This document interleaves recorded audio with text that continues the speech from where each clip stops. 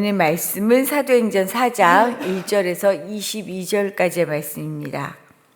오늘 우리가 읽은 말씀 바로 앞에 3장에서 나면서부터 못 걸어 성전 미문 앞에서 구걸하더니가 베드로 그리고 요한을 만나서 걷고 뛰기까지 하게 되었죠. 그러자 고침을 받은 이 사람이 베드로와 요한을 붙잡았어요. 또 이 모든 상황을 보고 지켜보았거나 또는 알게 된 사람들, 수많은 사람들이 베드로와 요한을 둘러싸고 솔로몬 행각에 모여들었습니다. 행각은 벽이 없이 기둥하고 지붕으로만 되어 있는 건물이에요. 그래서 사람들이 모여드는데 어떻게 보면 제한이 없죠. 이렇게 딱 가두어지지 않았으니까. 4절 말씀을 보면 베드로의 설교를 듣고 믿음을 가진 남자의 수가 남자 수만 5,000명이라고 얘기하고 있습니다. 이것을 보면 이들을 둘러싼 사람들이 얼마나 많았을지 가늠할 수 있죠. 이곳에서 베드로가 설교를 합니다. 오늘 본문은 수많은 사람들 앞에서 전한 베드로의 설교를 통해서 사두개인들을 필두로 한 종교 지도자들이 어떤 반응을 보이는지, 또 이들의 반응에 대해서 사도들 베드로와 요한은 또 어떻게 대답하는지 이 모습을 보려고 해요.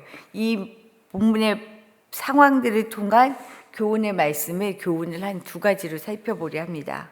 먼저 성령의 일은 막을 수가 없습니다. 성령의 일은 막을 수가 없다. 베드로는 솔로몬 행각에서 부활하신 예수님을 전했어요. 부활하신 예수님. 그러자 이 소식이 성전 경비를 맡은 이들의 귀에도 들어갔죠. 특히나 부활이 없다라고 믿는 사두개인들에게는 얼마나 거슬렸겠어요. 예수가 사람들을 들썩이게 하는 이 일, 이것 때문에 예수를 죽였죠. 그랬는데 이 예수가 부활했다라고 얘기합니다. 그러니 이건 또 어떻게 막아야 하나 싶었을 거예요. 2절 말씀을 보면 이들의 심경이, 마음이 어땠는지가 너무 잘 드러나요. 2절 말씀 제가 한번 읽어드릴게요. 예수 안에 죽은 자의 부활이 있다고 백성을 가르치고 전함을 싫어하여. 이게 너무 싫은 거예요. 결국 이들은 베드로와 요한의 입을 막기 위해서 이들을 어떻게 해요? 감옥에 가둡니다. 넣어버립니다. 그리고 다음 날 예루살렘에서 관리들하고 종교 지도자들은 베드로와 요한은 물론 예수의 증인된 사도들을 딱 세워놓고 신문하듯이 이야기합니다. 신문하는 거죠. 아마도 자신들이 죽인 예수에 관한 이야기들을 초장에 막아보겠다라는 심산이었을 거예요. 대제사장은 물론 대제사장의 문중까지 다 참여한 가운데 이들이 신문하듯 묻습니다. 이것이 7절 말씀이에요. 우리 7절 말씀 같이 한번 읽어볼까요? 사도들을 가운데 세우고 묻되 너희가 무슨 권세와 누구의 이름으로 이 일을 행하였느냐? 이 말이 뭐예요? 너희가 무슨 자격으로 이런 일을 하느냐 지금 얘기하고 따지고 묻는 거죠. 사실 이 질문은 예수님에게도 한 적이 있어요. 너가 무슨 자격으로? 너가 왜 이런 일을 하느냐? 무슨 자격으로? 너희가 뭔데 무슨 권위로 병자를 고치고 성전에서 가르치느냐? 사실 이들의 이 질문 만만한 질문이 아니에요. 이들은 이미 사회적으로나 종교적으로 그 권위를 인정받은 사람들입니다. 자기들만 할 수 있는 일이에요. 권위뿐만 아니라 실제로 어때요? 이런 인정받은 권위를 가지고 실제로 예수를 같은 방식으로 죽이기까지 했죠. 아니다 싶으면 죽일 수 있는 인물들이에요. 이렇게 예수께 했던 것처럼 이제 제자들에게도 똑같이 묻고 신문한다라고 하는 것, 이것 자체가 어떤 모습이겠어요? 어떤 마음이겠어요? 너희도 예수랑 똑같이 죽을 수 있어라는 협박이에요. 지금 이 협박을 하고 있는 거예요. 지금 이 상황만으로도 제자들은 스스로 뒷걸음질 치기에 충분합니다. 그리고 실제 예수님이 이 같은 신문을 받을 때 어떻게 했어요? 십자가에 달리실 때 제자들 다 도망갔어요. 기억하시잖아요. 잘못했다가 자기들도 예수님처럼 당할까 봐 무서워서 도망갔죠. 더욱이 베드로는 본능적으로 살기 위해서 예수를 저주하며 부인까지 했잖아요. 사실 베드로 어땠어요?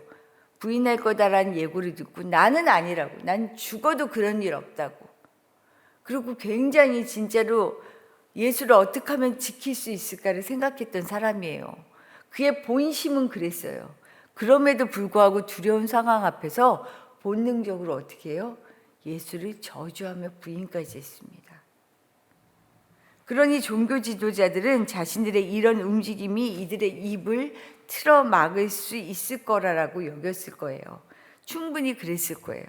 그런데 문제는 이번에는 상황이 다릅니다. 예수를 저주하며 부인하던 베드로가요, 너무나 당당하게 이 모든 능력의 근원을 말하는 것을 보고 사실은 깜짝 놀라게 되죠. 이것이 10절의 말씀입니다. 우리 10절 말씀, 베드로의 이 당당한 이야기를 한번 들어보죠. 10절입니다.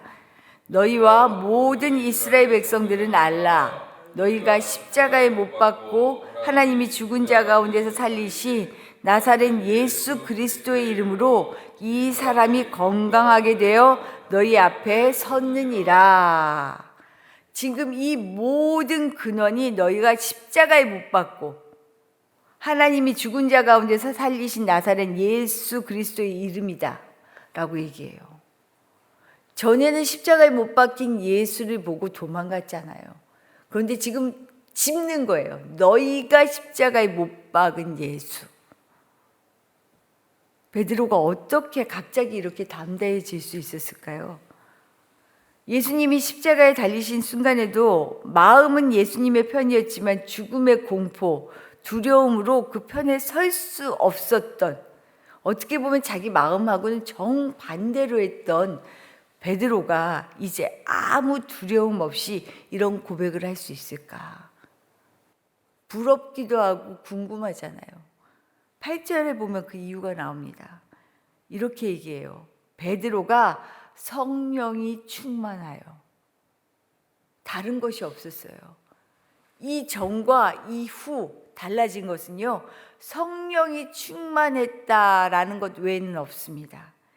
충만하여 백성의 관리들과 장로들에게 말하기 시작하는 거예요. 이제 그의 영의 눈이 띄어진 거죠. 성령이 임하시니 부활하신 예수님이 믿어지는 거예요. 그가 하신 일이 무엇인지 깨달아진 거예요.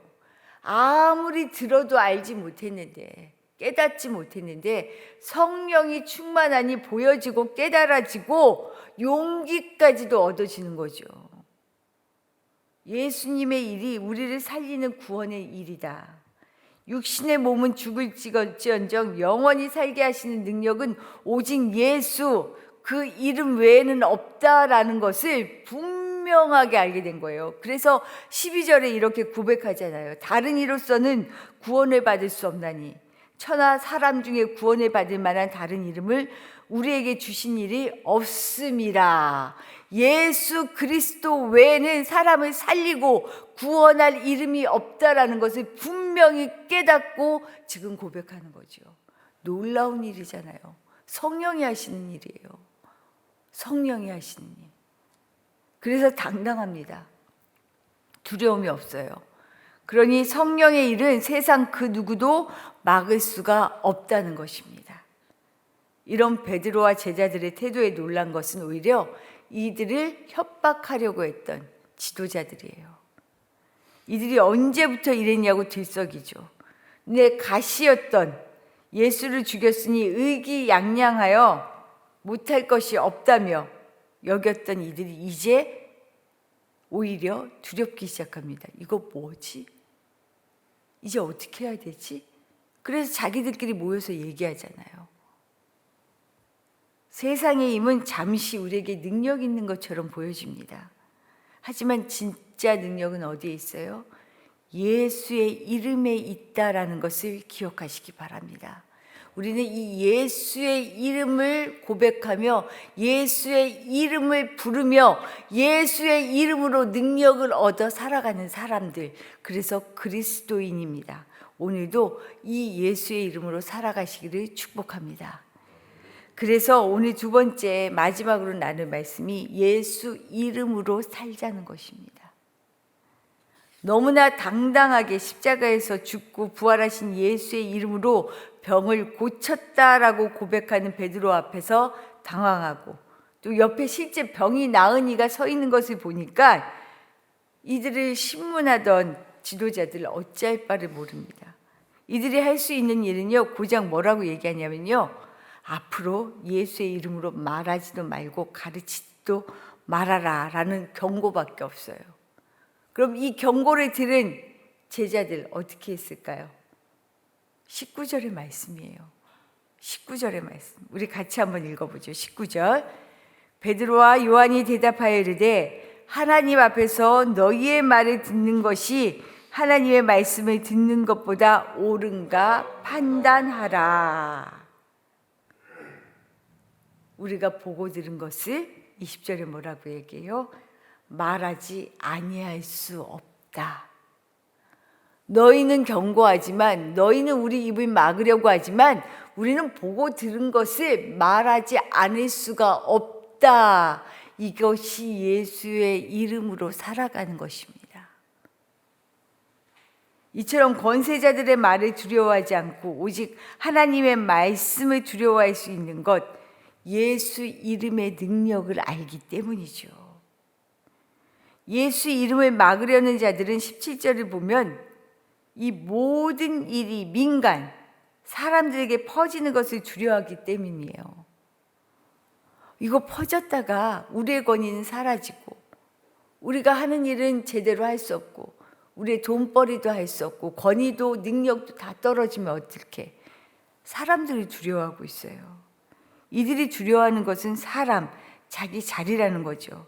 그러니 진리 앞에서 양심을 볼 수 있는 능력도, 눈도 없고요, 귀도 막혀버리는 것입니다. 사람을 두려워하면요, 진짜를 보지 못하잖아요. 우리 너무 잘 알잖아요. 그러니 나는 누구의 말을 듣고 살고 있는지를 잘 보아야 해요. 잘 들어야 해요. 내가 예수 이름의 능력을 믿고 듣고 살고 있는지, 사람들의 마음과 말에 귀 기울여 살고 있는지, 이게 살아가는 데 있어 우리의 핵심이죠. 예수 이름으로 살아갈 수 있기를 축복합니다. 살다 보면 사람 말이 두렵고, 그리고 그 말이 얼마나 많이 내 마음에 짓눌려지는지 몰라요. 싫은 소리 듣고 싶은 사람 아무도 없죠. 사람들한테 좋지 않은 평가 들을 때면 정말 어느 때는 하늘이 무너지는 것 같지 않아요? 엄청 막 밥도 안 넘어가요. 너무 신경이 쓰이고 화가 나기도 하고 속상하고 여러 가지로. 그런데 중심이 정말 예수 이름 앞에서 내가 두렵지 않게, 그리고 내가 잘못한 것이 아니고 내가 실수한 것이 아니라면 당당하게 거침없이 살아갈 용기가 필요합니다.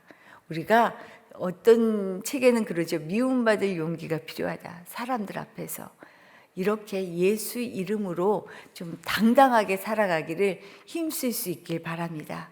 오늘 또 그렇게 기도하시기를 부탁드립니다. 주님 말씀 주신 말씀 생각하며 기도하도록 할게요. 나는 능력이 없어요. 용기가 없어요. 사람은. 하지만 성령이 충만하면요, 진리 앞에서 용기 있게 되어집니다. 진리를 볼 수 있는 눈도, 들을 수 있는 귀도 생기고 용기까지 생기는 거죠. 성령으로 나를 충만케 하여 주시옵소서. 그래서 성령으로 말미암아 예수 이름으로 살아갈 능력과 용기가 있게 해주십시오. 기도해 주시기를 부탁드립니다. 또한 오늘은 우리 교회 자녀들부터 교우들을 위하여 기도하는 날이에요. 특히 어제 수요기도에 마치고 우리 박유정 집사님이 열이 많이 올라서 기도해 달라는 부탁을 하셨는데, 지금 아기 모유도 먹이고 있고 여러 가지도 약도 잘 드실 수 없는 상황인데요.